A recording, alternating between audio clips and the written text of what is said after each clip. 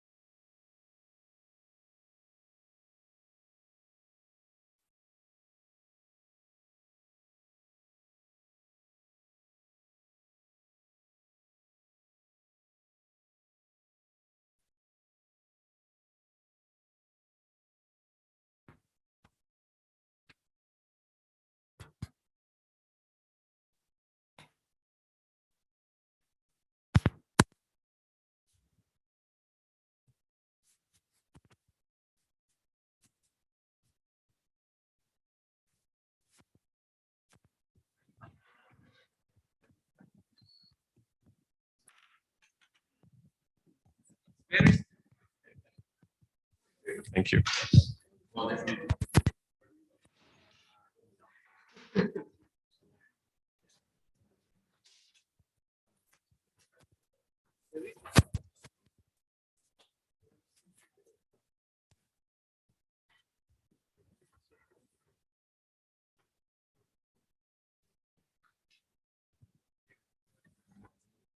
Are you all set?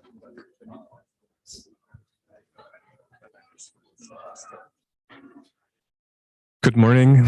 Welcome everyone to the last day already of our meeting. Very glad you all showed up because I understand there were some parties going on yesterday night. So thanks a lot for attending. It's my great pleasure to introduce our last keynote speaker, Björn Grüning from University of Freiburg. Björn studied bioinformatics at the Freie Universität in Berlin, and then came to Freiburg for a postdoc, and that's where he stayed until now, to our luck, I might say. He became extremely instrumental for biomedical research there by, I think it's fair to say, establishing the headquarters in Europe for the Galaxy project, which maybe we will hear about in his talk, and also for other frameworks or projects that actually foster and support reproducible research, like the Bioconductor project, which is building binary packages of all of the Bioconductor packages, as you might know. So it's my great pleasure to welcome you, and the stage is yours, Björn. Thank you. Thanks. Can you hear me? Yeah? Okay, cool. Yeah, thanks for inviting me. It's a great pleasure. It's my first Bioconductor conference, so I really enjoyed it. Thanks for the great talks and also the workshops. Yeah, as introduced, the talk will be a little bit different, since I will not primarily talk about Bioconductor, but more or less about, yeah, let's say maybe the broader bioinformatic community or even the broader science community. And let me put that into context. So this talk will be about large community projects. So it's not my work. It's a work of yeah, many thousands actually of people that have contributed to all these different projects that I will now try to touch. And one of my aims is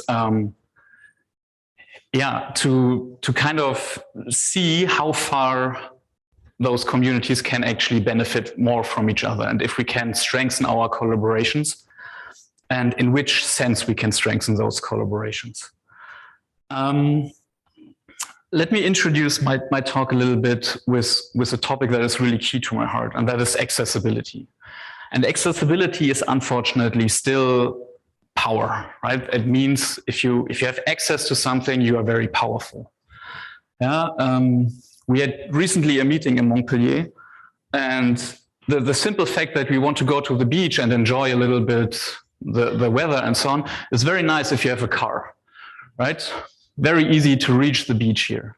But if you don't, you're out of luck, right? You don't have access to the beach in Montpellier if you don't own a car, or it's very complicated. So we rented then 20 bikes and so on. So we made it finally. But accessibility is in every aspect of our life very fundamental, and I think we should be aware of that.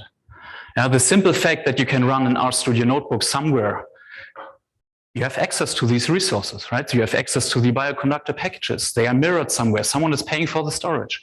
This is all about accessibility. And the broader context is a little bit that you have these infrastructure as a service tiers where large institutes, large projects provide you bare metal compute resources. Yeah, this is in Europe or in Germany, that's the Denby Cloud. We have the European Open Science Cloud, or EGA, in Europe. We have TAG in the US, for example, and we have the Bioplatform Australia in Australia, and those providing compute resources for you. And many of them doing that for free, and you might not know it, right? You need to write a small abstract and you get thousands of CPU hours if you like. And this is accessibility. The problem is if those disappears and you are just stuck with commercial cloud providers. Yeah, I had nice discussions during the last two days how this drains us into commercial products, and then are we dependent on them. Yeah. On top of that, yeah, we can build platforms. And I will talk today about Galaxy later in my talk. But on top of those platforms, we can, of course, deploy software and run software as a service. Yeah? And software can be everything from packages to small services, Shiny apps, and so on. But then the question comes, how do you actually deploy that? Right? If you as a bioinformatician need to spin up VMs and need to take care about your entire infrastructure and your entire environment, and you need to set it up in a reproducible way, in a transparent way, right? Everything that we as a scientific community would like to encourage, that's quite hard.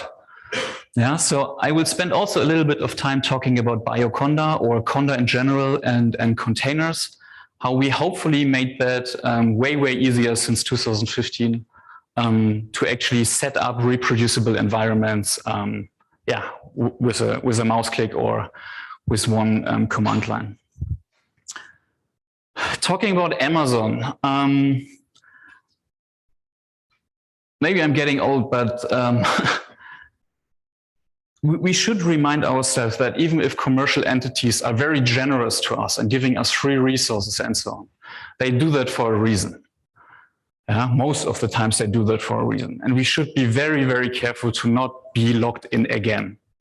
And this is why this talk will be a lot about open infrastructures, open environments, and the deployment of those things. Okay, let's fight analytical inequality. And this is a major theme here. And this is what drives me in particular in Freiburg since 10 years, but the overall community, the overall Galaxy community since 2005. First thing, Bioconda. So Conda is a package manager, and who has heard about Bioconda or Conda, or who is using it? Yeah. Okay, then we can skip a few slides, I guess. Maybe just a few things why I personally think that Bioconda is the way to go. And actually, we have in 2015 we sit together with a bunch of people and we have evaluated a lot of different options, right? Like easy build, brew, and so on, or Debian packages and the whole variety of things. But these are kind of the fundamental things that this is our list of requirements more or less that we wanted to have for a package manager for a scientific community. And that was programming language agnostic, right? So that you are free to choose your programming language and you can still use the same package manager. Operating system independent. No root privileges, no login. You don't want to ask your system admin to install your favorite Bioconductor package. You want to do that on your own. Management of multiple versions. I mean, maybe multiple versions of the same Bioconductor package, but also multiple versions of R and so on. It should be HPC and cloud compatible, right? It shouldn't matter where you run your analyzers. Precompiled binaries are, I think, way more robust, maybe not performant, but way more robust and way easier to maintain. And easy of maintenance. And that means also that it should be easy to write those recipes and maintain them, right? And Bioconda or Conda in general, the recipe is a YAML file. You don't need to learn Ruby or whatever to write a package. So that was also one of these requirements. And Bioconda in particular is a community inside the Conda universe that maintains bioinformatic packages, whatever that means, right? That can also mean cheminformatics or the broader landscape, let's put it that way. And I just encourage you to check out this website if you haven't seen. And if you have your favorite package, if you're a package maintainer, search for this website. So this is an example of the IC package. And what you see here is that we provide also statistics about downloads. We interlink those packages to other repositories. We link to document identifiers. We give you the dependency tree. It looks, I mean, the feature set you are used to the Bioconductor website, correct? So it's nothing new, but this is then focused on the package downloads from Conda. So if you write your grant, you should probably also just take these numbers and put them on top of your usual Bioconductor package. Oops, sorry. Just a small slide again about community here. So this is a community project, and I think it worked out pretty well since the last 6-7 years, as I can see. So you at least know about it. And I guess one key aspect is that it's hopefully easy enough to write those recipes. And we see more and more core contributors, upstream contributors maintaining their own recipes. So, and this is actually, I think, what we want, right? So there cannot be any single person that updates all recipes. So we need to come to a model where upstream is maintaining more or less these packages. Yeah, that said, I think it was already mentioned that all Bioconductor packages, including the data packages, are part of Conda. So you can use the Conda package manager to install and maintain your entire R world, including CRAN and Bioconductor. But one thing that we added on top of that, and that plays also into testing packages, is that we also create containers for you. So in the very beginning of Bioconda, we had the problem that defining the dependencies of your package is actually not trivial, right? And the annotation of your dependencies is also not complete, at least in most of the cases. And that is simply the fact that you assume certain libraries to be installed on your host system, like zlib or other very low-level packages, right? But that's not true as soon as you drive to a container universe. Yeah, or if you deploy it in the cloud, those basic packages don't need to be installed. And then all of a sudden your compilation breaks. So what we did at that time is we built these packages either way in a container. And then we created, or we came up with a solution that we have a very minimal container that is just 1 megabyte in size and has nothing installed. Yeah, the base container don't even have bash installed, so that we add on top. So it's really bare metal. Bare container, however you call that. And in that container, we try to install the entire dependency chain of your Bioconductor package. And then we test this package if you can still import it, if R is starting up, and so on. So this is our quality criteria. Now, if we have created these container already for testing, we can even use it, right? And we know it's functional because we have tested it. So in that setup, we are now creating for every Bioconda package that we create, or that, and I will talk later about that a bot is creating, we will create you a Docker container, a Singularity container, and if there's any other thing that we want to generate, we can auto-generate them easily. And that's also why I have only one slide here. The Biocontainers project is more or less fully automatized. Now, I need to maintain the CI infrastructure, but that's it. So we have now generated 70,000 different containers. We do that now for 4 or 5 Bioconductor releases. So you can imagine how many packages that alone are for Bioconductor. And we build them, we store them, we make them accessible for you, as I said, in Docker and Singularity. So if you use SnakeMake, if you use Nextflow, you can take those containers right away. You don't need to recreate them from your on your own. You can really just reuse those artifacts, and they are tested. And because we generate them in this special way, they are minimal. We don't use a Debian or a Fedora system to then install Bioconductor packages on top. So they are really tiny. So, for example, SAM tools, right? It's a C++ program, but essentially the binary is, I think, 10 megabytes in size. So the container is 11 megabyte. So this is kind of the size of what we are talking about. Now R and Python on their own are a little bit bigger, but the containers are still, I think, as minimal as it can be. Check out those things. There are some advanced infrastructure things behind it. So if you have questions to that, let me know. These Singularity for containers, for example, are distributed in a peer-to-peer fashion globally. So we have mirrors in Europe, Australia, US, and so on.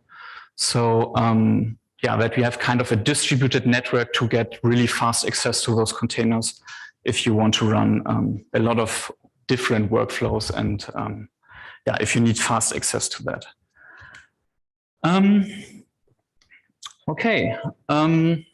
So these are the kind of the fundamental basic projects, and I think that's yeah, in my humble opinion, that's where the community currently agrees on, right? No matter which workflow management system is, they are to a large degree use Conda packages or containers straight away. And now I would like to spend a little bit of time to talk about this Galaxy thing.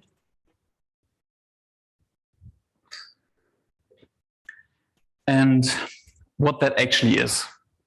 And hopefully to figure out how this can help also the Bioconductor community. And the question is not easy to answer, because depending on from where you look at Galaxy, it's completely different things. So for a scientist, Galaxy is something completely different than if you want to just deploy your tool, or if you're an administrator that just wants to get access to a large HPC or cloud environment. It's different. Or for educators, for people that run trainings, you have a completely different view on Galaxy, because Galaxy in its own is a platform. Now, Galaxy is not a web service or whatever. Galaxy is a platform that you can use to accelerate your deployments and your research, and that in complete different ways. And I will try to guide you a little bit through that. So essentially, we have over the last, 15 years, developed solutions for the entire data lifecycle. So how do you get your data easily and accessible into your working environment, right? That's not an easy task, especially if you have a lot of web services, a lot of sequence archives that you want to include, or proteomics, and then depending on which community you want to serve, you have climate repositories that you want to get climate data in. So that's the problem. Data transformation, I mean, just converting A to B, you all know that's the bioinformatic favorite. And we offer a lot of those transformation tools as well. Obviously, I cannot go into detail here, but if there are any questions, just let me know, or talk to Mars or contact us. Just want to give the broad idea is really that we guide a user from data acquisition to data analysis, and then help them to annotate this data and export it to a public archive, so that we have this fair data cycle completely closed and we don't lose metadata on its way. Yeah. And again, this is a framework. So it doesn't matter if you use a web interface or if you can program. If you use this framework and the tooling that we provide around it, it hopefully will help you. So from the technical aspect, this is all done via abstraction layers. So we have talked about Conda and biocontainers before.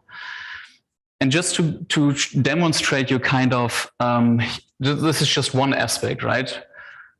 But in 2015, where Conda was not very well established and containers were not existing, right? It was a real hazard to install tools reproducible in a reproducible way. So what Galaxy is doing in that case, but in all others as well, it has just a bunch of abstraction layers and a bunch of plugins. So if you use modules, if you use Docker, Singularity, Conda, doesn't matter. The admin just configures this Galaxy server and says this tool, or by default, install everything with Docker containers. And then Galaxy is smart enough to pull down the Docker containers that were automatically generated from the Conda packages and so on.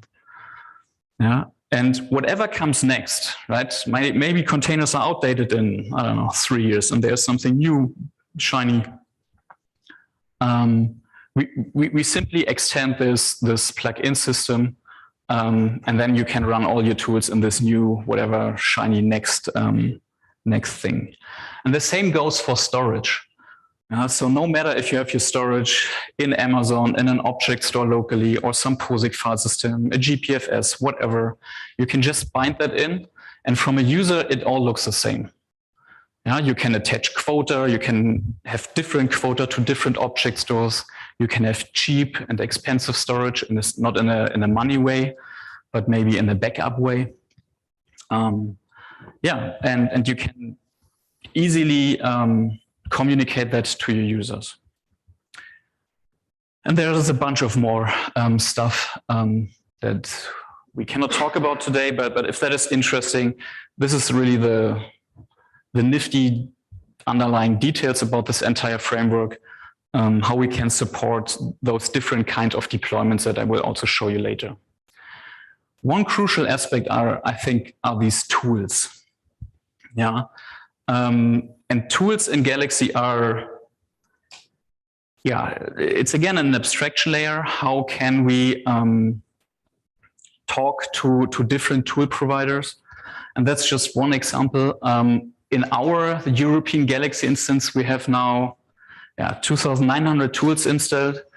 And that goes from tools like Interpro that we run them locally, so you don't need to use the web server and are restricted by their requirements, but also things like AlphaFold, right? You can run it, I mean, standalone, but you can also now include that in your workflows. And we provide you with the entire infrastructure, means the gigabytes and terabytes of databases are all then set up for you. You just go there, click a button, spin up your API call, and you can run it. And the tool in Galaxy looks like that. And obviously, there are a lot of Bioconductor tools in Galaxy as well. What we would like, or what is one of our aims if you use the web browser, is that the tool forms look more or less similar. Yeah, so if I'm talking about roughly 3,000 tools, you don't want to learn a new tool form and a new whatever user interface for 3,000 tools, right? You want to have more or less a similar interface, how you can put, or where you can put in your parameters and then schedule your work. I just looked yesterday at our server, and there are at least 600 Bioconductor packages installed. And that doesn't mean that there are 600 tools, because many tools have many Bioconductor packages and so on. But I would say that the most frequently used Bioconductor packages we should have covered, and we know that people are using them extensively. When you have these tools, and you can run those tools in a single mode. So you can use Galaxy just as a web server for your tool. And you can hide all the complexity of workflows, histories, and whatnot. So we have specific interfaces where you can just say, I want to offer AlphaFold for my university. And you just have Galaxy, which we maintain for you, and you just spin that up and have a gateway where people can start AlphaFold from your university. So you can treat Galaxy like that. But you can also use Galaxy then as a workflow interface, where you put together all these different tools and create rather complex workflows. And this works in a graphical user interface, right? This is what most people know. But this also works as a flat file. Yeah, you can run everything from the command line. You can lint your workflows on a command line. You can execute it. You can monitor your tools with a command line. These are just the two different worlds here. And obviously, if we communicate that to the majority of biologists and so on, we talk mostly about workflows. But there's an entire own world where we run workflows and tools just via command line. Talking about workflows, we put a lot of effort, or we try to put a lot of effort into actually best practices also here. So we have integrated wizards that guide you through the steps. So a workflow needs to have a license. A workflow needs to have an author attached. Yeah, we want to credit authors for that. So this is all integrated, kind of the linting procedure, but we also have advanced features like a tool recommendation system. If someone runs feature count, the next step is probably a differential expression analyzer. So we guide the user to, hey, you might now want to use the ESEG or something else. And we will guide the user through this journal of different tools and make, hopefully, smart suggestions to this user. Talking about these different perspectives. So if you are more a developer or a bioinformatician, you might not want to use a graphical user interface, right? So Galaxy on its own is a huge application with a huge API. I think we have more than 500 API endpoints that you can use. So all the functionality that you can obviously do in the graphical user interface, and actually much more you can do via APIs. Yeah? If you want to start tools, workflows, if you want to manage your users, your data, you can do that via standard APIs that you then can use in your favorite programming language.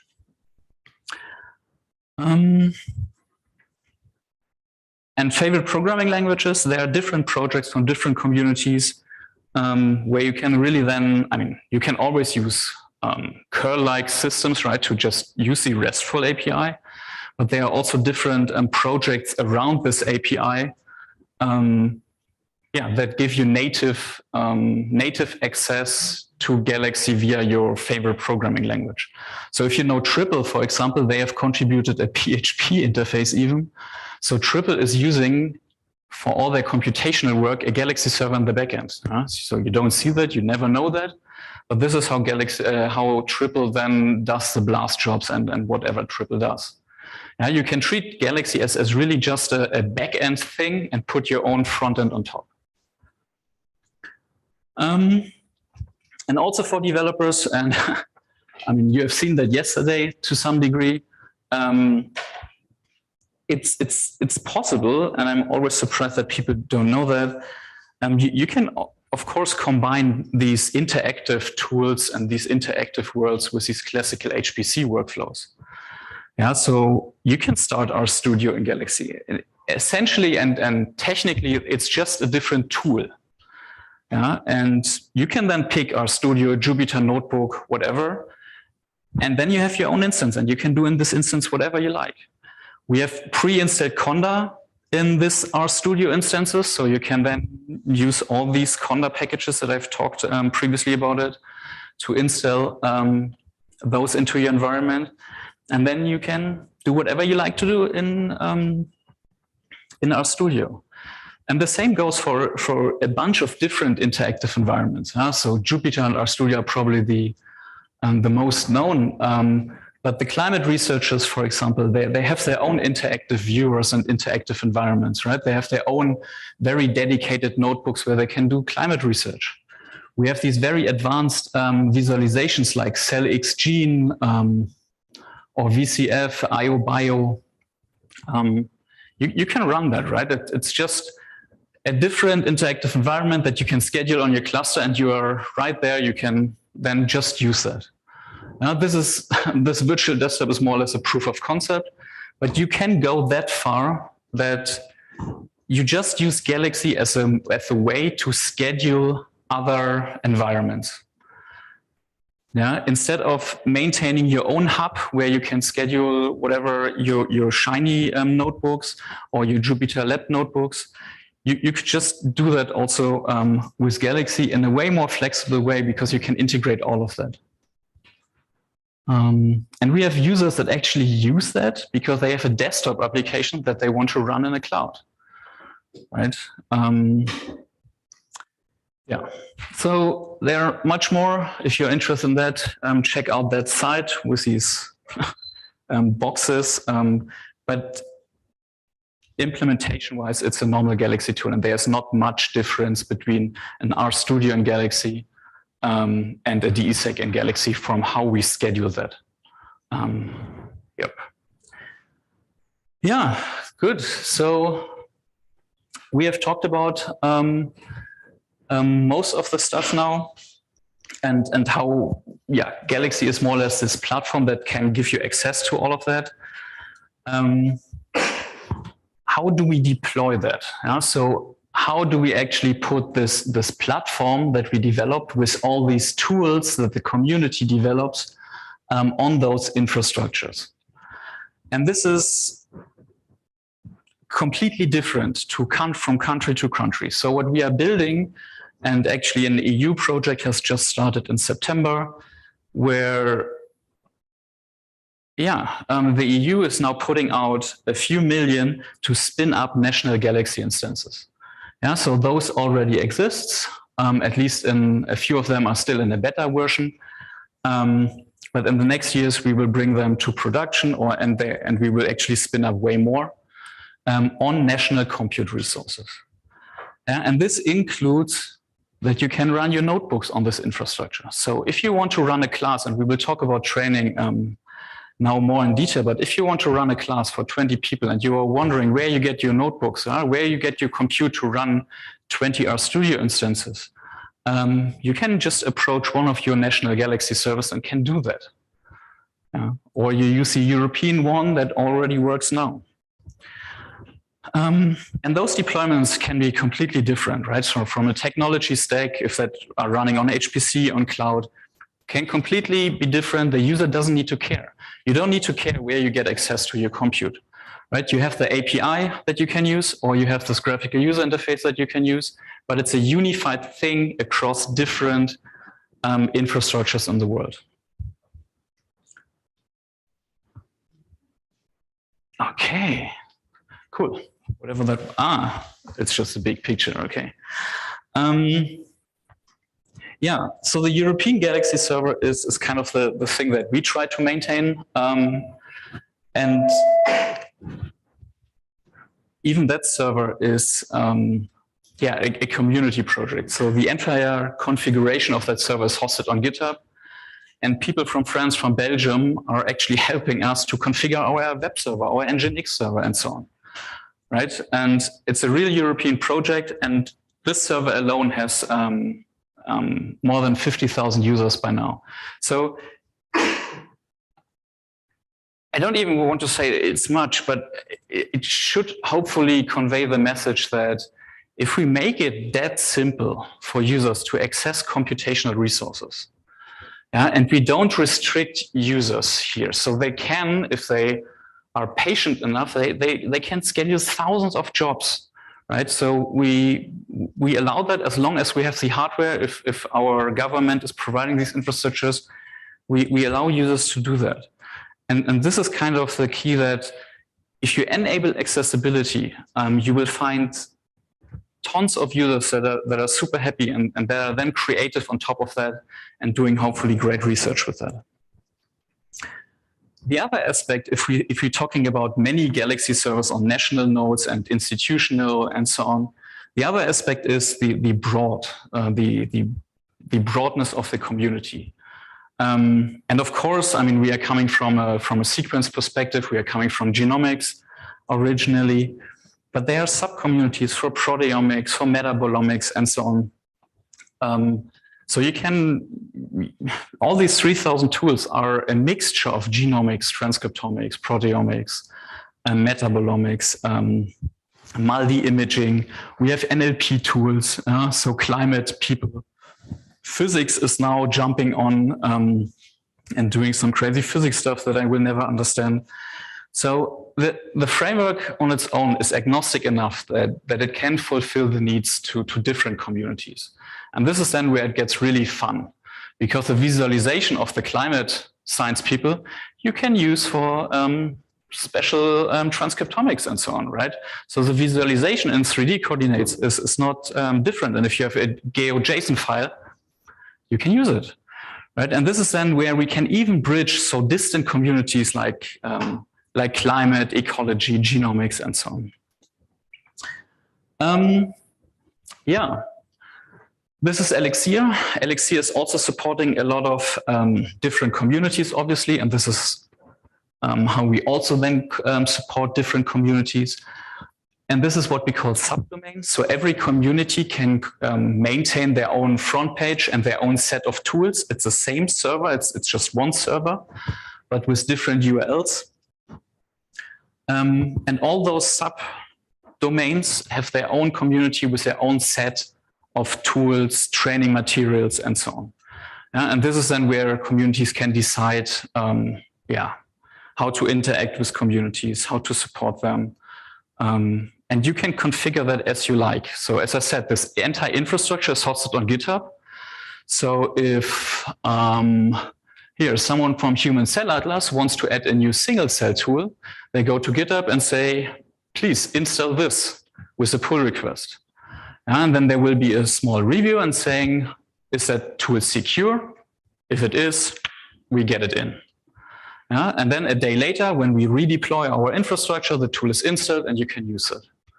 And this is how we run this infrastructure and how we hopefully can, with one infrastructure, can reach out to multiple communities, and they still have their own small space where they can be creative and share workflows, data, and so on. My last slides will be about the training network that we put on top. So in my discussion in the last two days, I at least had the impression, but maybe that's also super biased, but that training is also super important here. And we put a lot of effort in the last years to actually spin up such a training network. And one of the requirements for us is, again, that it should be dead simple to contribute. So everything is hosted on GitHub. You write your tutorials in Markdown, and that's it. Yeah? And we have driven that to a degree where we can create out of Markdown files and out of Markdown slides entire videos for you. So we have done the integration that we have these pages, right, where you can go through your data analysis, and this will more or less, explain you, hey, what is an RNA-seq? Where do you get your example data from? How do you plot that? How do you analyze that? But then kind of tell our bot that you now want to generate a YouTube video out of that. Yeah, and then you get a recording of at least parts of it, or your slides completely then captured in YouTube. Truth to be told, I mean, this has accelerated in the last 3 years during COVID, obviously.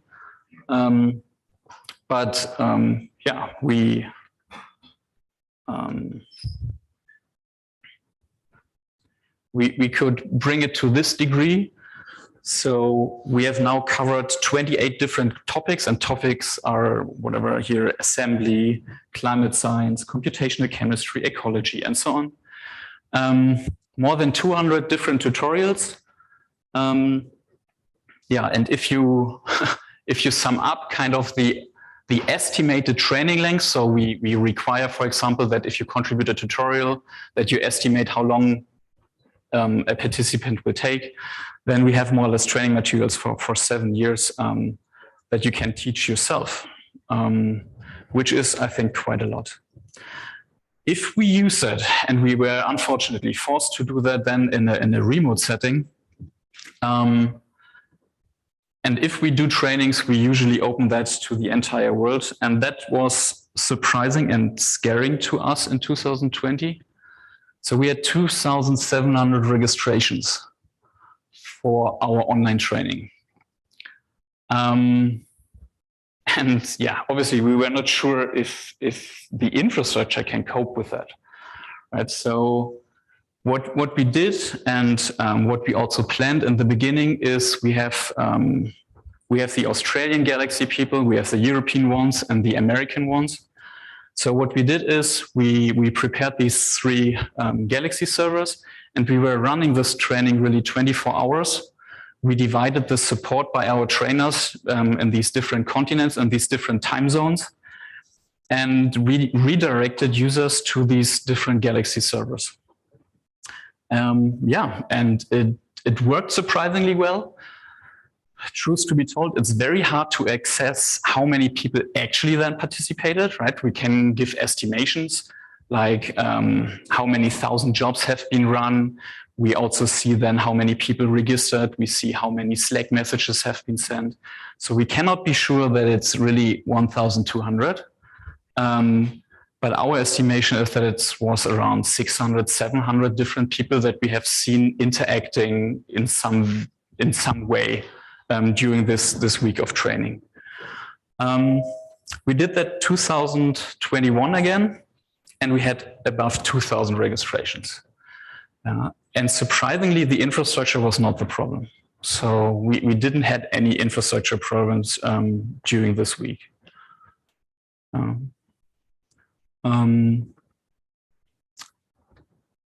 Okay. Yeah, why use Galaxy for teaching? I guess these arguments I have mentioned already.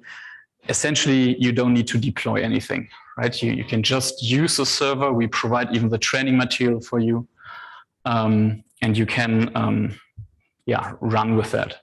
We provide even instructions for instructors. So we give you recommendations how you can run different things, how you can run your training, a remote training or in-person training.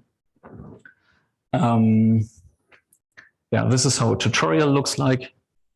It usually follows a scientific story. It's a step-to-step guide, and it has translations, both manual and automatic translations. So we have active communities from, I think, Spain that really hand translate tutorials. But there are also then automatic translations with Google built in, especially for our African colleagues that are joining. That proved to be super useful. Okay, I will just skip a few slides, but if you have more questions for training, let us know. What we did to make it a little bit more convenient is that we integrated obviously GTN into Galaxy. So you can browse this training in the same open window. Then you do your analysis, you can now read it.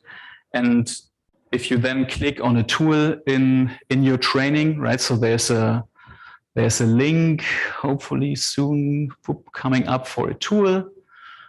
Yeah, this is a tool, you click on it and it opens them up in Galaxy. So you have more or less this whatever markdown page that is rendered, directly embedded in Galaxy, and you can now, hopefully easy enough, merge both. There's this video catalog, which I said. So many videos are handcrafted. A lot of videos are automatically generated via this bot that we have written. So check that out if you like. There's support for instructors, as I already mentioned. We have instructors that then describe also their training story and so on. So I think it's a pretty useful resource, even if you don't want to use Galaxy, to just check out how others in the community run trainings in the scale of 100+ users as well.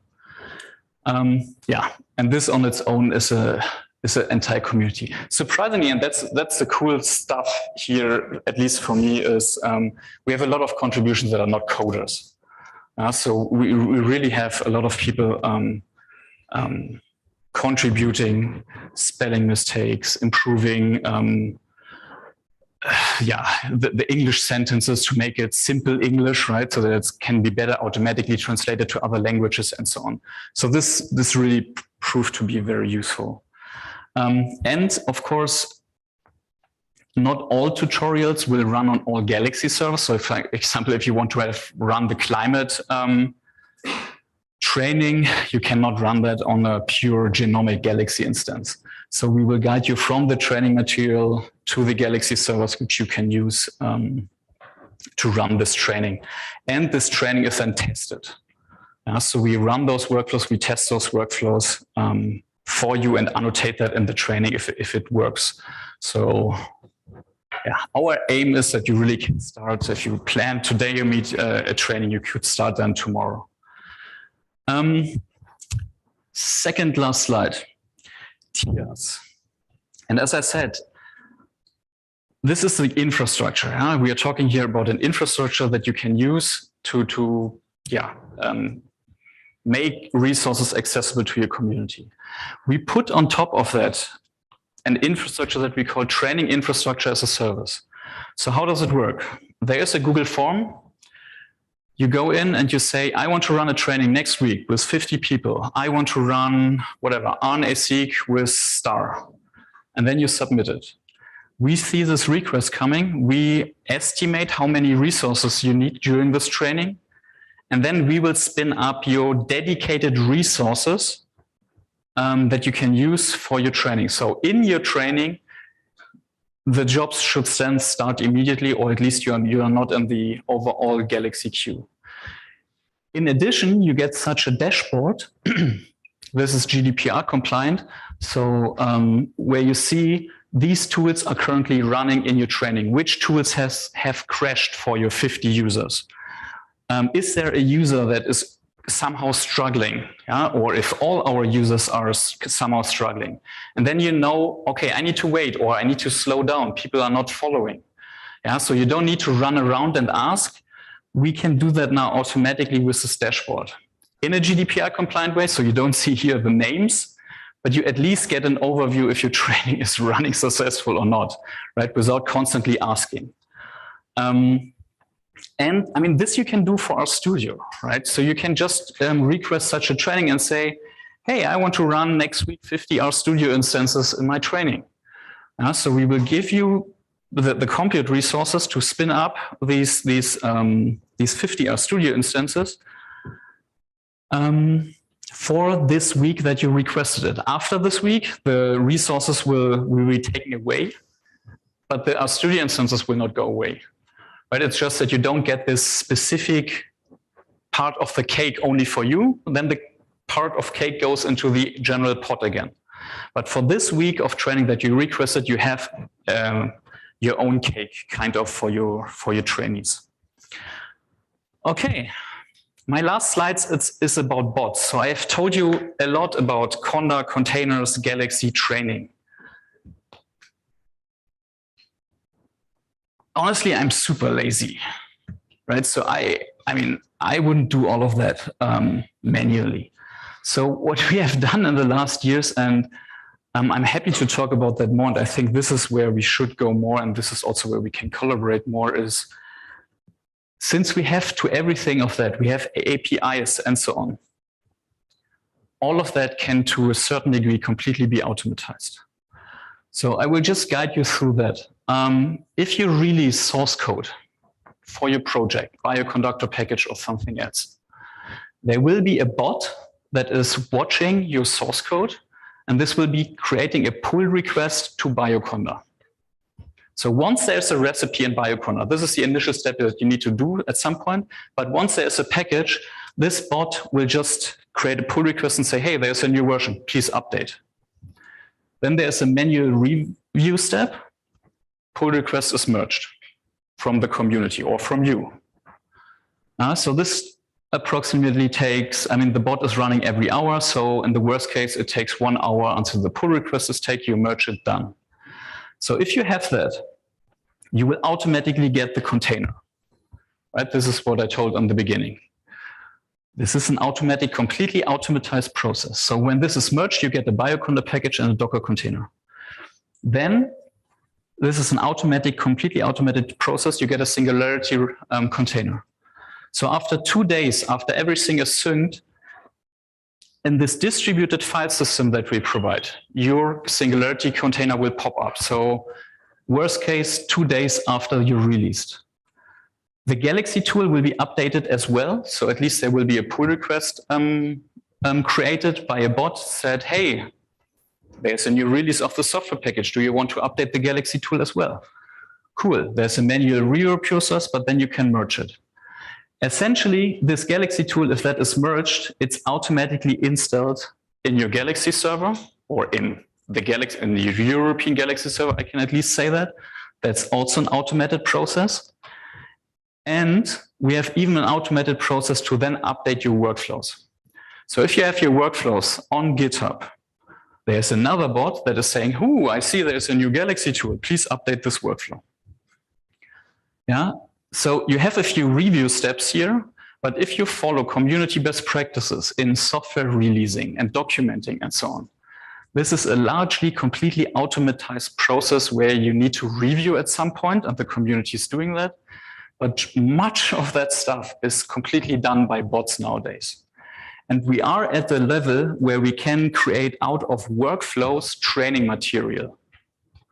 If you give me a Galaxy workflow, I can bootstrap you a complete handwritten markdown file with the entire training where you need then to fill out some motivational text and so on, but all the steps that you need to take, which parameters needs to set, which is written in the workflow, right, is now converted to the markdown stuff and you have a training. Yeah, and this is in the direction we want to go. More automatization, more testing, and more quality control for packages, containers, tools, and the infrastructure under it. Thanks. I will skip that.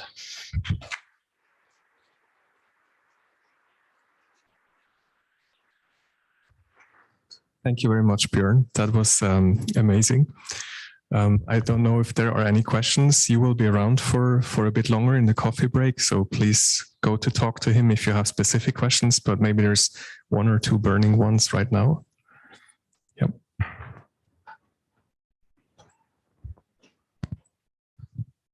Coming to our packages, is there the possibility that you can pass an Bioconductor package and automatically fetch all the functions and options and create this toolbox that you would need to run this R package in Galaxy?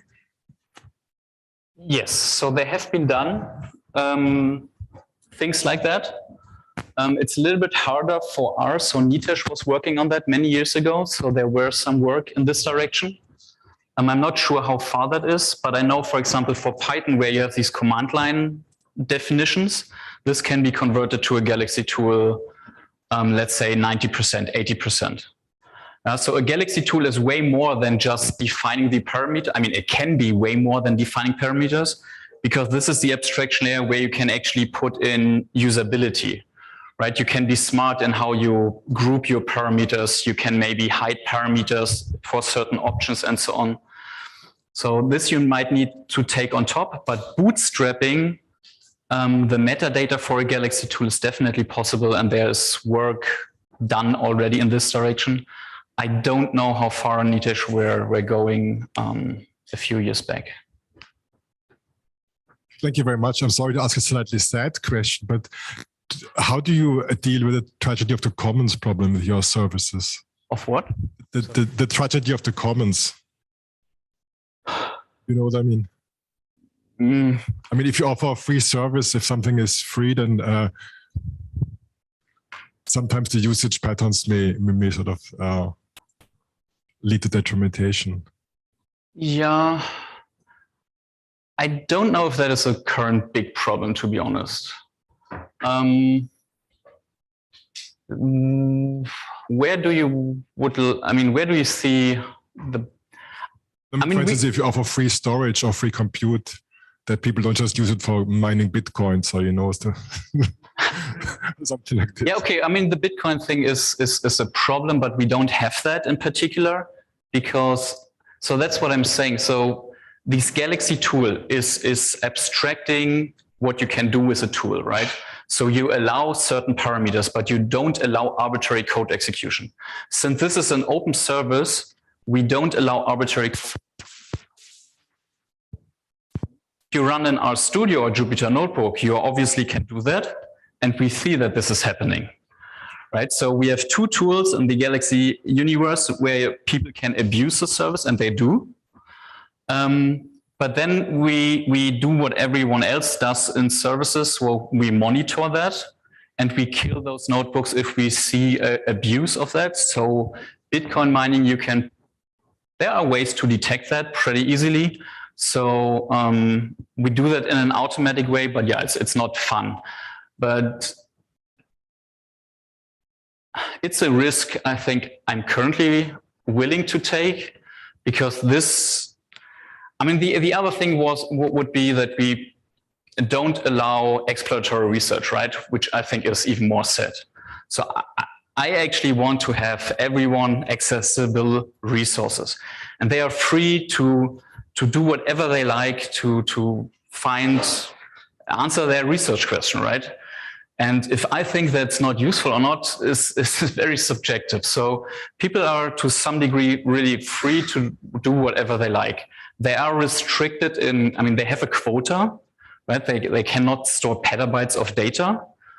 So they need to fulfill to this quota, or they need to write us personally, authenticate themselves and say, I need to have 2 terabytes for the next 6 months. But I mean, then we have a personal contact, and then this is okay. But I'm really hesitant to restrict usage just because there are a few assholes that are abusing the service. at least currently. Oh, sorry. Yeah. Thank you very much. Let's thank him again.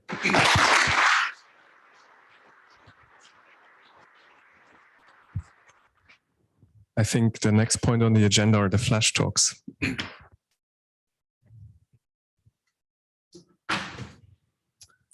So we have 8 speakers.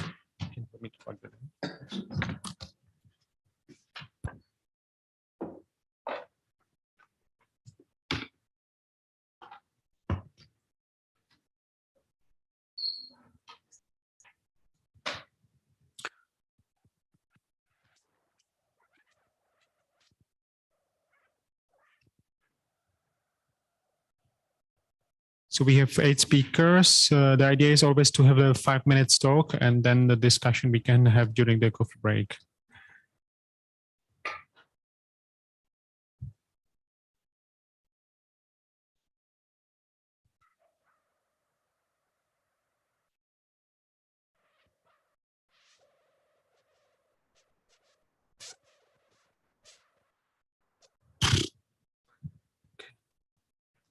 Why is not there? Okay.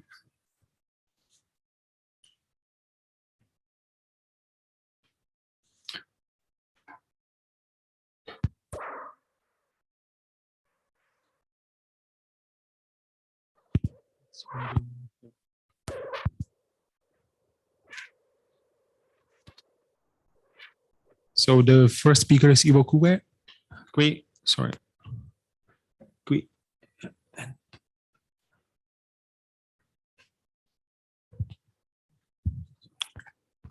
Okay, I thought it would be a 1-minute talk, but I have 5 minutes. So, but my train is leaving soon, so I need to hurry up. Anyway, yeah, I wanted to show you this idea from. So normally, you know the UMAP. I think everyone knows. So every dot in the UMAP is mostly a sample, a cell, single cell, or a sample. Our idea was why not transpose the matrix and then do a UMAP in feature space, in gene space, or if you have single sample gene set values from GSVA or SSGSVA. In gene set space, right? What can you do with it? It's a very simple idea, but I think it's very, very nice. So here you see an experiment, a time experiment from T cell activation. On the left, you see the gene UMAP, and on the right, the gene set UMAP. And you see at different times where areas of genes get activated, right? So again, these are genes. So an area, a red, they're colored by fold chains, relative fold chains. And you see that in the left figure at the 0 hours, there is this, the genes ETA1, CCNE, and exactly at that corner there is the most differentially expressed genes, right? And this at 12 hours, it goes to the top. With different genes there, and at 48 and 72 hours down left, and you see this marker of proliferation, MKI67, and 72 hours it's stable, right? And you see also these trajectories, not unlike trajectories in single cell, right? If you go to the gene set, you see a similar thing, but now every point is a gene set value. So it goes from the resting state complement pathway, and then you see the MYC targets getting on, and then the E2F targets later, right? So it's really signaling and proliferation. So it's a simple idea, but I think it's very intuitive. The other, normally what you would do is maybe volcano plots, but just imagine if these 4 plots were volcanoes, you wouldn't have an intuition so directly, right? It's much more difficult to see that. So yeah, I think it's a simple idea. Just transpose your matrix, do a UMAP. For the gene set, you do a single sample enrichment analysis first. And yeah, I think it's a great tool for having intuition, right? So this is not yet a package, but it's if you want to play with it, play with our omics playground. It's free for academic, open source. There we have an interactive interface, so you can really look at the genes, circle them, and download. Yeah, so the final plug is, EuroBioC a startup in Ticino. And we make this R Shiny platforms, where this is one module of them. We're looking for good developers. So if you're good in R Shiny, please look at the job board there and contact us. Also, the other talk I gave, it was about space links. It's now called MetaLinks, and the publication is available in Bioinformatics Advances and the advanced publications. So if you're interested, download it. Okay, I've got to catch my train now. So yeah, contact me if you have questions on either of them.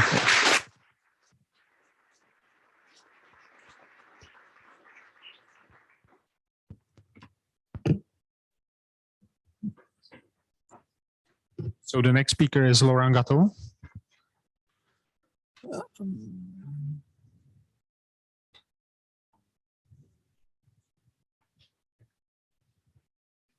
I thought I had 15 minutes. So I wanted to share some thoughts. Good. I wanted to share some thoughts about open source license and licensing. And you might wonder, Laurent, why do you waste your time with licenses? Well, I think we are so passionate about writing our code. I think we should also think about how we distribute it and why, do we want to restrict reusage of our code? And by the way, in case you hadn't noticed, I'm not a lawyer. So our packages have conventions, right? We specify an author and a license, or possibly a license file too but that's quite rare in our description files, but these don't quite adhere to what is expected from licenses. I mean, it's fine. These are conventions. We all know what we do, but it's not the whole picture. So for example,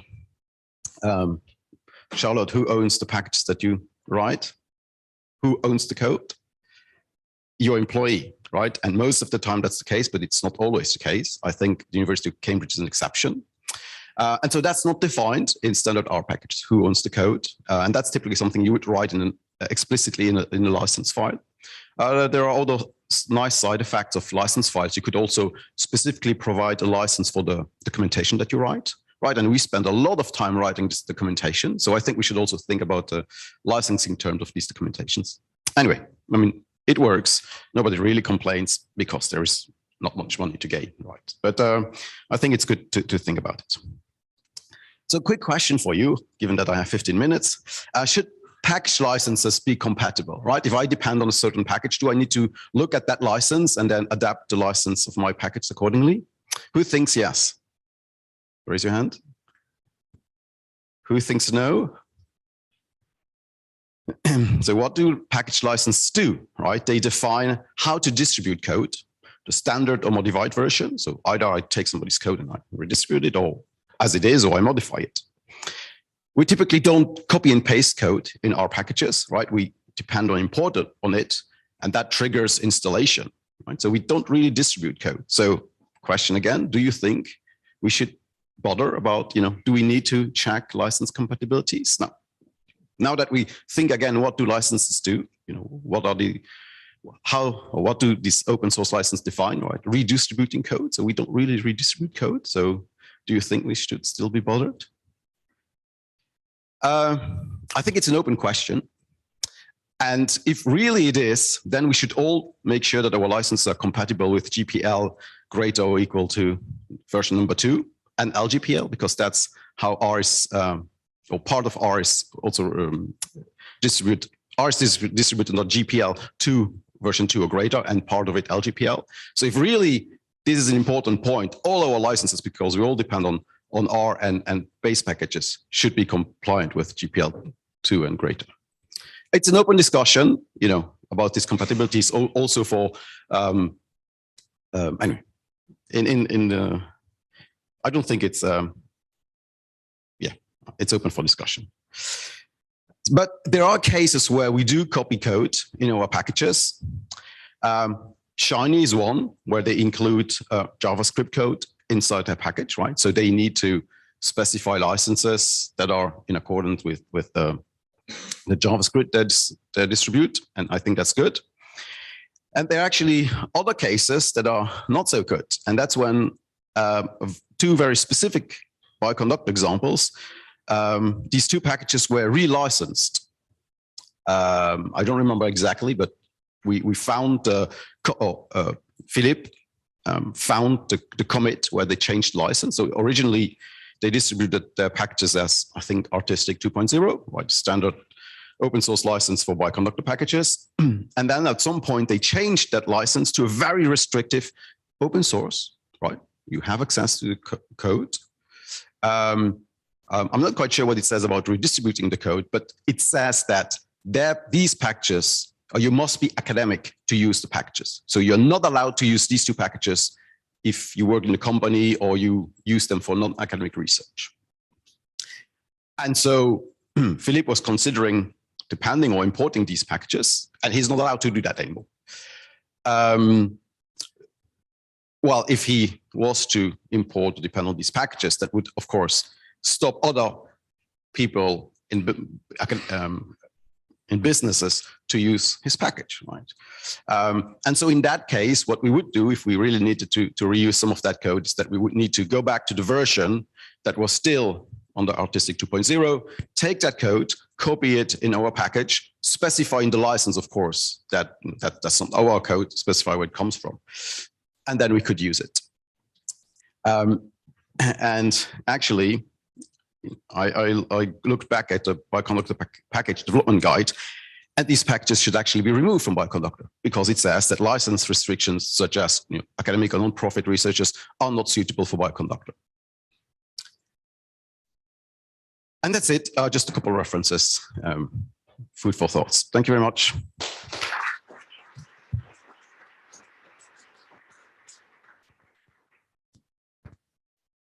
Thanks for sticking to 50 minutes.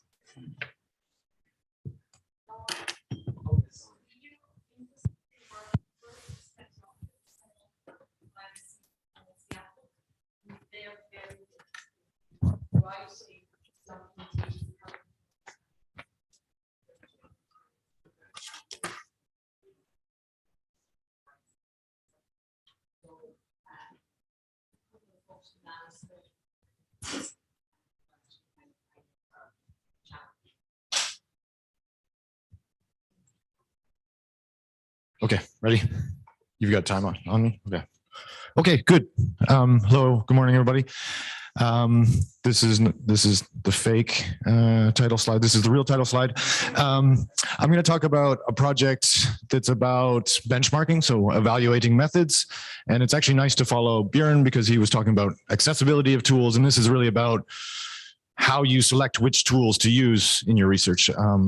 And for me, what's always important is kind of the evidence surrounding, the fidelity of tools and so on. And so this is a project which will also hopefully eventually be a community effort. So far, it's a sort of internal effort. And it's about open, continuous, standardized, and eventually community benchmarking. And maybe it's worth thinking about the philosophy of this. If you think about how you distinguish between knowledge and opinion, I stole the slide from Marcel Salete in Switzerland. And this quote comes from this book here, Checking of Each by Each Through Public Criticism. And the idea behind evaluating methods is that this should be open to scrutiny. And so no one really gets the final say. There's always kind of a way to criticize or reevaluate the knowledge. And so that's kind of, a nice philosophy to kind of think about this. And essentially what we want to do is, build a platform that kind of promotes this kind of thinking. Just really quick, a bit of motivation for this. And I took a quote from Björn here, the jungle of different tools. And that's our reality here. On the left, you see single cell tools. On the right, you see spatial omics tools. Those are kind of the two areas that my lab is focusing on. And yes, this is a real challenge.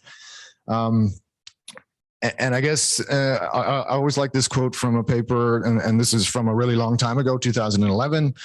About the business of method assessment. And basically the result is that the author's method tends to be best. And that's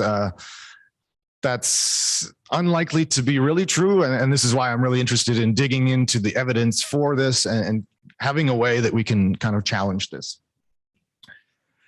Just maybe another quick aside, this is a kind of a preprint that we will have out quite soon. What we did is we reviewed as many as possible of the single cell method benchmarks that are in the field. So these are independent benchmarks, not the benchmarks that are done in the methods papers.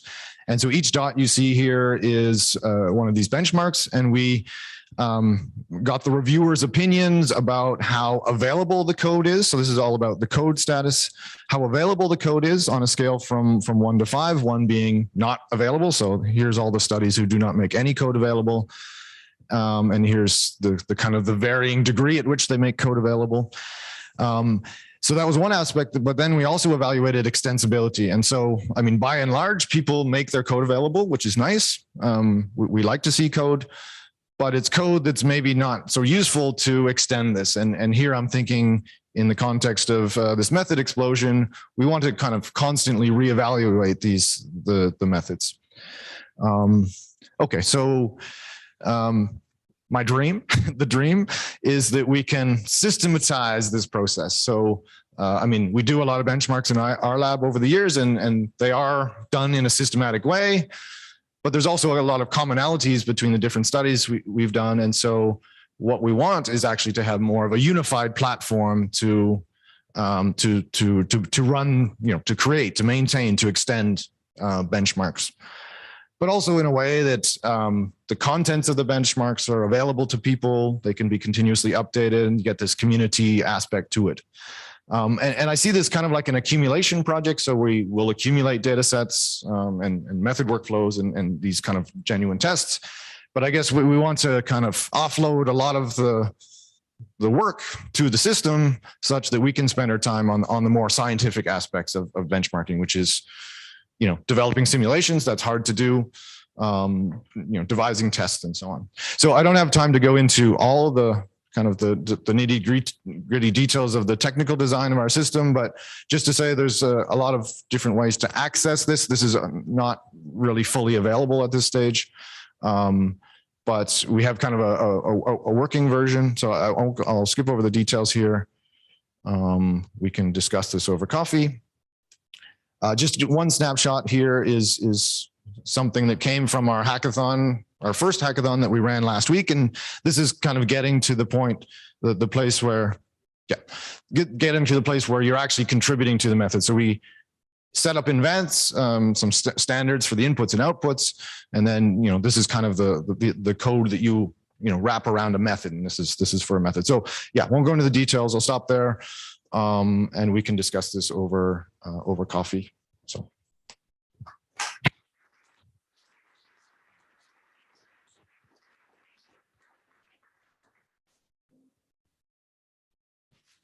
Are we taking questions now? No. After, okay.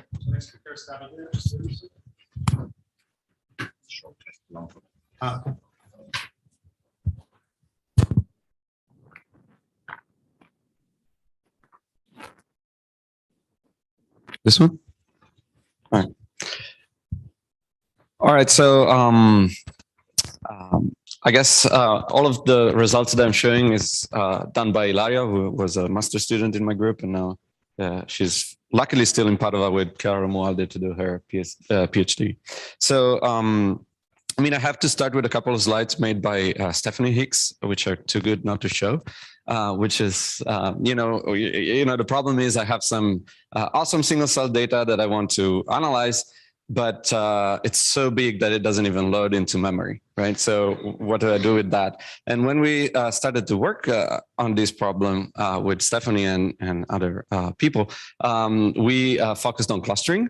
And we have this paper that, we do fast clustering, and we were actually pretty happy because we could cluster a whole sort of 1.3 million data set using all genes in 8.5 minutes, right? Which was pretty good. But then reviewer 2 asked us to do like a complete workflow in R, and we did that with a bunch of Bioconductor tools. and it worked, but it took a long time. And the culprit was PCA, right? And so, which was kind of bad because the kind of like next week or so, the Scampi people were claiming that it took 10 minutes in Python, right?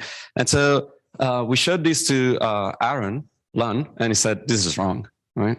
And it turns out we are using a particular algorithm, which is IRLBA, which turns out to be very, very bad with HDF5 files. And we didn't know about it at the time. So we decided to do a little bit of benchmarking of PCA. And I think the 1.3 million cells is a good data set because it's available in a bunch of different formats, HDF5. We saved a copy in TileDB as well. And it's a very large, very sparse matrix, right? So the idea is we compute the first 50 principal components and see, who does best. And we tried a bunch of algorithms, both from Python, scikit-learn, Word, and Scampi, which turns out to be just a wrapper on scikit-learn. And in R, there's this fantastic BioC singular package that we used, and it implements a bunch of different sort of approximate and exact SVD algorithms. And so when we do that with a little better chunk geometry, for those of you that know what that is in HDF5 file, which we just already much better, even with IRLBA, only 526 minutes. But then it turns out if you use another algorithm like randomized SVD, you're basically on the same scale as Scampi, which is like 10 versus 18 minutes. So we decided to do a little bit of a scalability study. And so these are the results in terms of time. This is all based on a single core. And of course, you can do much better with multi-core. But like here, basically, the BioC singular with the random SVD takes 18 minutes. Scampi takes, a lot less. But it turns out that Scampi uses a lot more memory. And it turns out that, basically, it loads a lot of the data in memory. And so it's not really on HDF5 the same way that BioC singular does. And so we just said, okay, do we need to use HDF5? And so the next step was to actually compare this random SVD algorithm on different inputs. And maybe don't focus too much on the TileDB. We saved the file ourselves. We may have done something wrong. So I'm not saying, it's kind of strange, this result, because TileDB uses sparsity unlike HDF5, so it should be the other way around. Don't know what's going on there. But like, if we actually use in-memory data, now that we can actually fit the data in memory, we do better than HDF5. But with the right geometry, you see the price you pay for HDF5 is not that much. And here the I guess best performing method is parse matrix in memory. This is using the matrix package. We still have to try the newer sort of sparse array package by Hervé, which I bet could probably be better than that. And so I guess my take-home message is, if it fits in memory, load it in memory. Yeah. So do I have still 1 minute? Yeah. So 2 minutes, great. So because in 5 minutes I can give 2 talks, and so this is something like, since Mark was talking about benchmarks, and this is essentially a benchmark. I guess this was kind of a pandemic project. Levi Waldron started this sort of Zoom journal club on single cell multimodal data. And a bunch of folks sort of like were joining the calls, and we ended up writing this paper, which is sort of a companion of the package that makes publicly available a bunch of exemplary data sets for a bunch of emerging multimodal single cell techniques. And you see a bunch of names that I'm sure you know. And so. So basically these data sets are like, if you want to try 10x multi-ohm data and see how it is, like there's an example of that, or, other lesser known algorithms, data sets. But then we were like, okay, what we really need is some kind of like benchmark data sets, like data sets for which we have some kind of, gold standard ground truth, or like maybe, silver standard, or some kind of standard that you can use to compare methods. And so Talking to Levi last week, we were like, let's try to set up like an awesome list of benchmark data sets and see if we get a good collection. So you're all very welcome to contribute. You can go to the GitHub open issues, pull requests. We would be very happy to kind of like a small editorial to present this and write collaboratively. Thanks.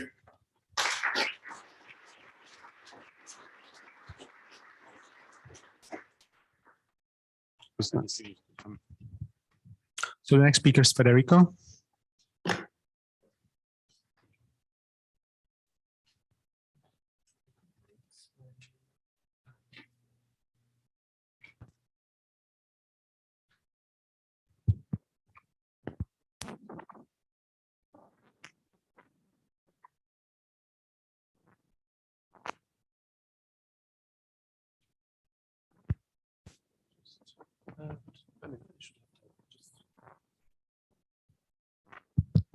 Okay, let's do some sports. Who of you has been using or playing around with IC? Wow, okay, cool. Who of you have been playing with one of the best features that it's in IC, but it's not really so highlighted, the create landing page? Okay, lonely fighters. Who of you have been using the experiment hub as a platform to access data set, to put your own data set there? So imagine, what if I told you that these things can be combined together in a way that it's actually as seamless as possible? Experiment Hub, you have many of the data sets that you can access in a pretty much streamlined way. You have a large collection of them. You have a very large collection of metadata that you can query by keyword. You can also search it by keyword. So you can download it, cache it in an efficient way. And once it's there, you can do whatever you want with that. And one of the things that we wanted to do with that is that you can actually explore this data set, which is available as a single cell experiment, summarized experiment, and everything that actually been enforced into that format. You can pretty much explore it right away. So IC, again, just simply feeds on any single cell experiment or summarized experiment object that you can provide.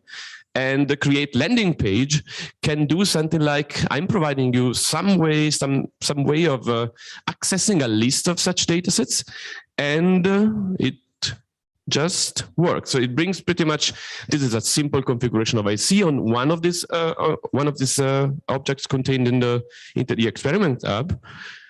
But we can actually show you a couple of things live. So imagine that you want to do a very simple, if you want, you can scan the QR code and see if that works. Be gentle. It's a very proof of concept installation that we have there.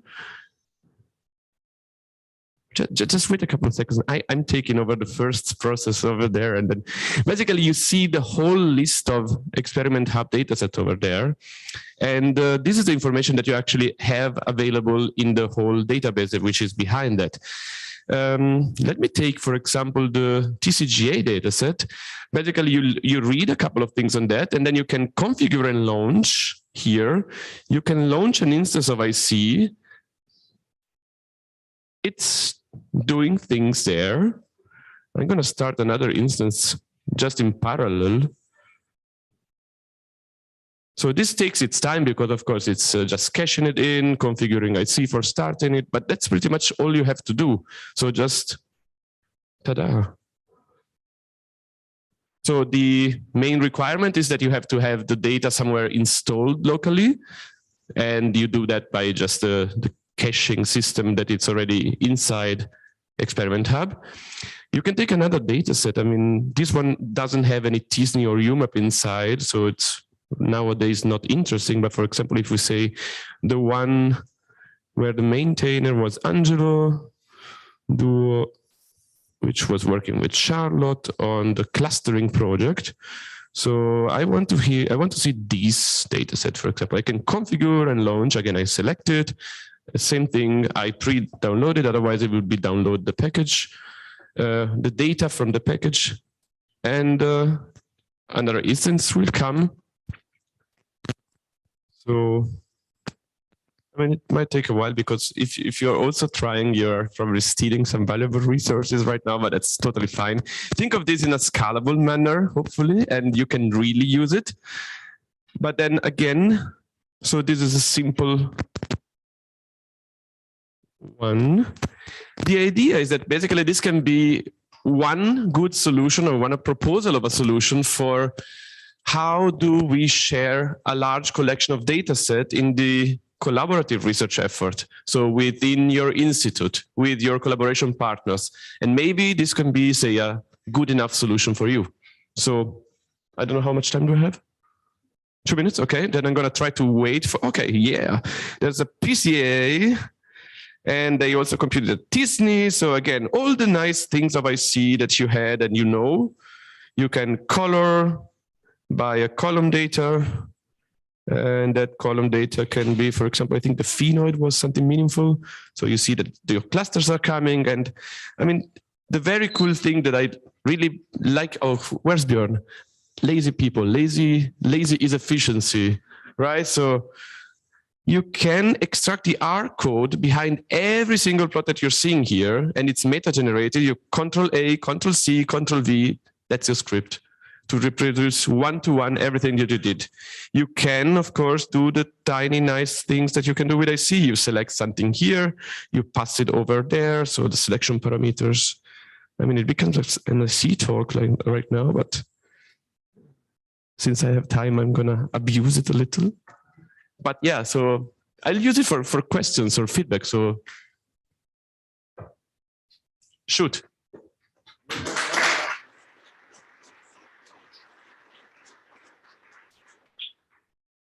Or this was, let's say, a common brainchild, but Kevin's main effort to develop it. So hi, Kevin, if you're looking us online. Let's keep the questions for the coffee. Okay, perfect. Yeah. So the next speaker is Farhad Shakeri.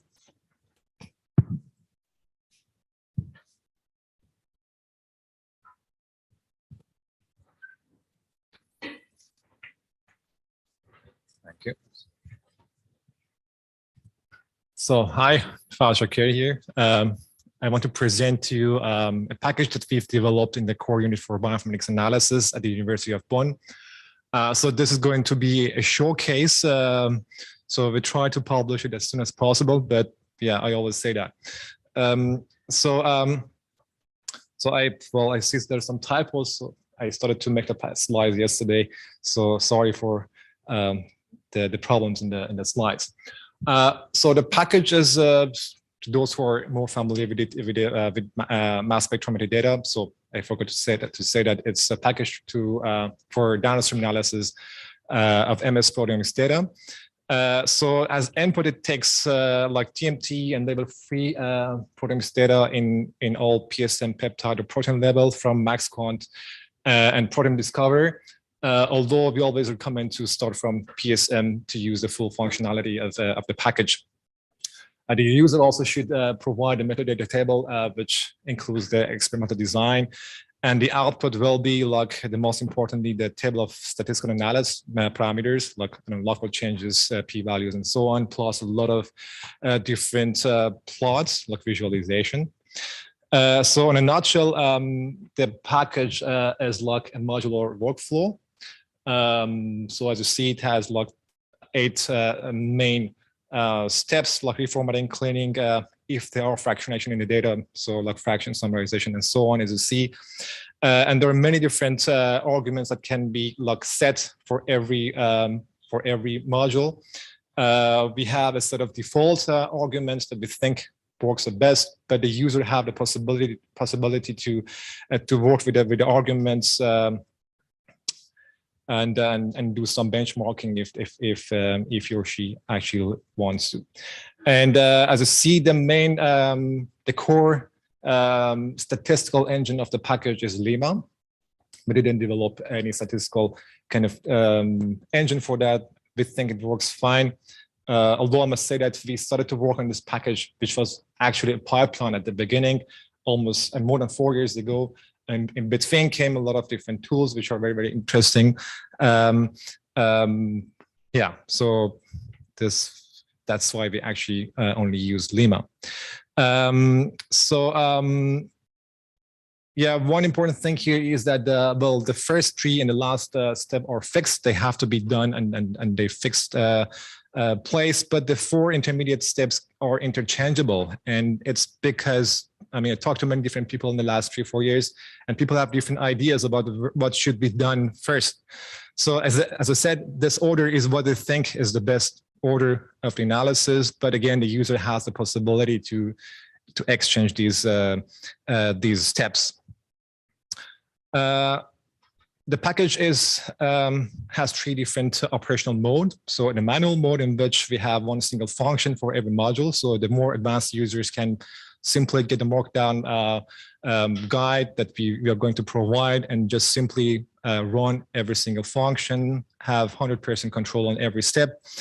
Or we have an automated kind of workflow. So all the steps will be kind of called in one single run MSQ workflow. The function does everything. However, the automated mode works only if the design is one of the 4 ones on the screen. So group comparison, paired design, repeated measures, or time course. If there is any kind of more complex design, the user can go in the semi-automated mode. In this case, the pipeline goes up to the feature summarization, and by that I mean feature to protein summarization, and then does the statistical test manually in an interactive way. So it can give the model design and construct the contrast in an interactive mode. So the main output, as I said, is the table of statistical parameters as expected, with some color coding, which makes it easier for the user to have a very first impression of the data. Besides, the package is packed with an arsenal of functions for visualization, and this was always a discussion between me and Andreas, my colleague, if we should basically have 2 packages for the workflow and for the visualization, or pack everything together and have a unified package. And this is maybe what you can help us. I mean, I really want to get your feedbacks on this. So there are a lot of different visualizations, like you see. I mean, if you want to have like intensity distributions before, after, and normalization, I don't know, like missingness, PCA heat maps, volcano plots, and so on. And one cool thing about it is that all these things can be generated in one single run. I will show it to you. So just briefly, as a kind of overview, well, QC has like many different functions in it. So we have the intensity. I mean, I really like the functionality of the complex heat map, as you see, and the 2 sides. The first one is the intensity distribution before normalization. For example, we have the heat map of the missingness, like fraction overlap in terms. I mean, in the feature level, we have also residual fit diagnostics, and many other kind of QC plots. So we have also PCA. So if there are different categorical variables in the metadata, so we have a different color layout for each of them. So it gives us a more in-depth knowledge about, or insight about the biological or technical sources of variation, heat maps, and volcano plots. Sorry, I'm gone. And also we have the Venn diagrams. And all can be done by calling just one single function, MSQ-viz, or the user can do like individually call the functions. And this is the whole workflow of whatever you've seen. So this amount of coding is needed for the workflow and the visualization together. So I skipped the benchmarking, which showed that the package actually works very fine. I think I'm running out of time. And also, thank you. I just want to mention that it was done by the help of my colleague Andreas Bonus, and with the collaboration with the mass spectrometry core facility at the University of Bonn. Thank you.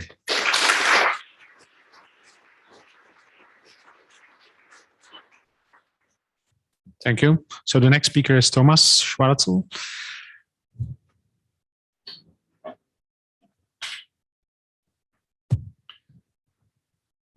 Good morning. Today I want to talk a bit about BioCuSiC, our package to analyze RNA binding protein high throughput data, or more likely the single nucleotide resolution data. So RNA binding proteins, why they're interesting in brief, they're proteins binding to RNA, yeah, but we know these proteins can also bind to DNA. We know that about 2,000 transcription factors. Recently we found out that there are over 4,000, or nowadays now over 4,000 RBPs in human. However, if you look at transcription factors and diseases, if you look at PubMed, there are a lot of hits for RNA binding proteins. It's quite understudied, so there's a lot to be discovered. And we specialize in the binding detection. There's a protocol called eClip and iClip, so individual nucleotide resolution, where the data where basically you get a single nucleotide position where it should bind. And ENCODE has published 150 different RBPs and a big data set. So we analyzed this and found a couple of problems. First of all, it was reproducibility, that they do individual peak calling on individual replicates, and the less than 60% is actually reproducible on the other replicate what they do. So the other thing is we saw that the actual crossing sites are completely deviating from where they should bind. If you look at known secondary structure, that the crossing sites are upstream, for example, for this protein, and we created the biggest benchmark there is at the moment with 107 RBPs with known primary sequence motifs, and you can see that these are 200 nucleotides, and in the middle there's the known primary sequence motif. There's actually where the binding occurs, and you can see that this whole binding is deviating to the left and right, or even not actually skipping the actual binding motif. So we developed DUSIC, a package which is based on DSIC2. It's a sliding window approach. It uses replicates and controls for significance testing. It's a bit like CSOR, but for individual nucleotide resolution data. It's optimized for this and is quite scalable. So we encourage actually using biological replicates. And so we can show that we get a high amount of binding sites compared to the current version of the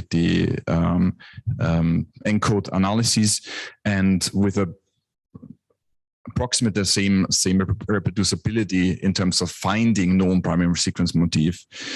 We pretty much from the binding sites with known sequence motifs, we almost catch all of them, what the ENCODE does, but we get a lot of more. And we benchmarked it thoroughly, and also compared it against other data sets, like also different protocols, and we found that we can improve the overlap between the protocols, but actually the protocols, this is the gray part of these plots, is extremely small. At least we can find more of these binding sites with the known motif. So this whole field is quite I don't know, new, recent, and still exciting. With our methods, we found actually a completely new biological molecular function like riboregulation, so that an enzyme is also, the activity of an enzyme is actually controlled by the RNA binding, and also different other interesting parts. This was done by Sudeep and myself and our team, Tilpan, and so on. If you have any questions, I'm happy to talk about it, and especially if you're also having similar data or suggestions. Yeah, thanks so much.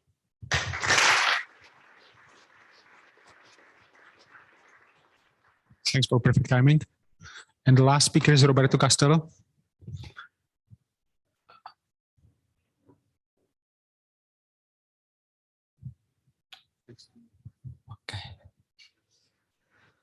Okay, hi, I'm Robert Castello. I'm going to talk to you about a package that we introduced a few years ago, a couple of features that we've been adding lately.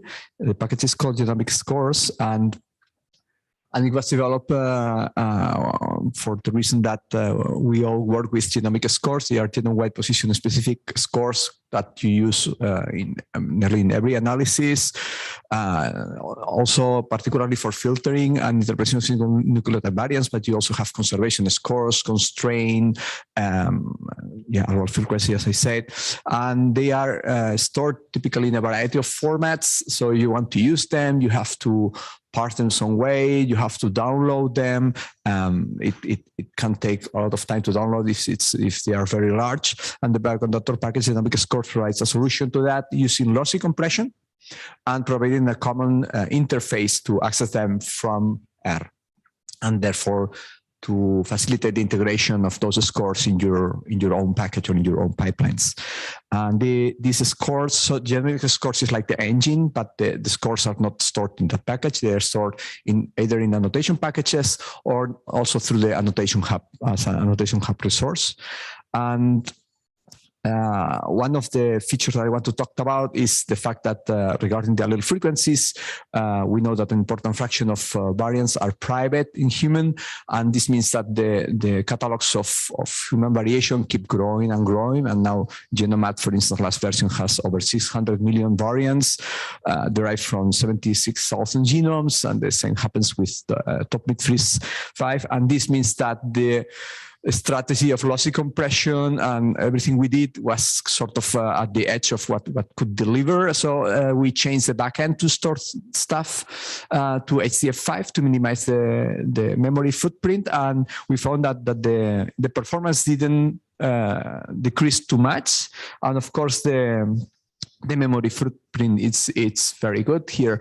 For instance, we are querying this annotation package with the generic scores from GenoMat last version, and then we query for a particular SNP, then the object in main memory is less than 10 kilobytes, and that makes it very interesting. So this HDF5 backend, it's really a very good thing for this kind of scores.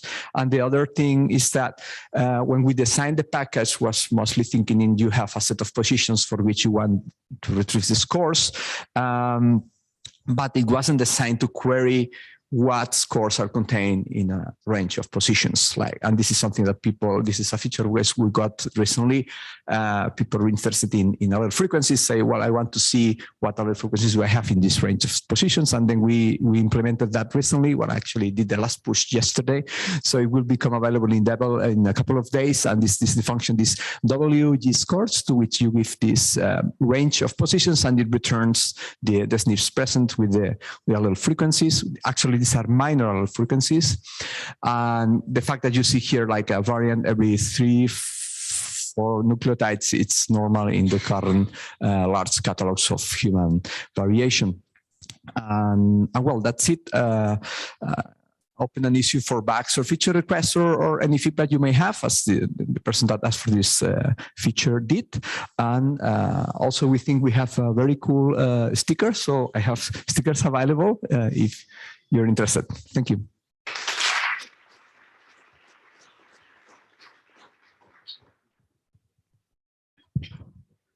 Just a word, we need to go for coffee now, but huh?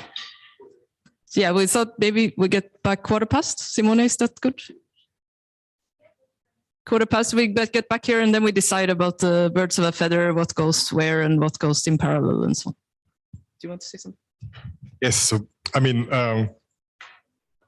organizing a conference like this, as you can imagine, is a lot of work. There's been an amazing team behind organizing this conference.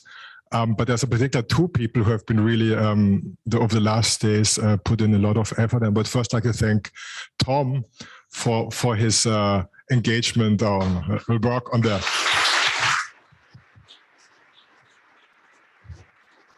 As you know, on the AV, it's hard, it's tedious, it can be annoying, and there's a lot of fiddly work here. So Tom, thank you very much. And here's a small little sign of appreciation for you.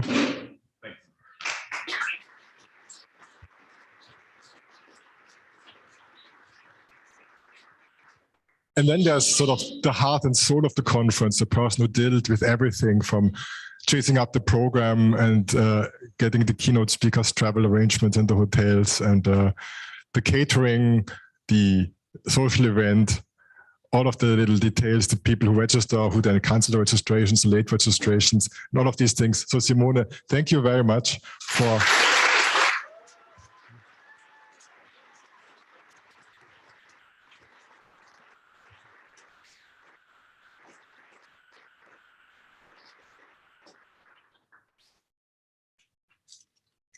Again, as a small sign of appreciation.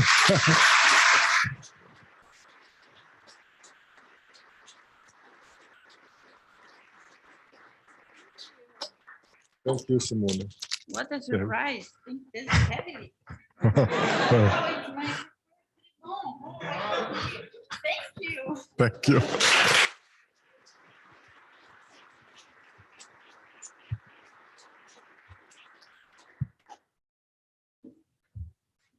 Okay, so I continue. Now you will have to start your copy.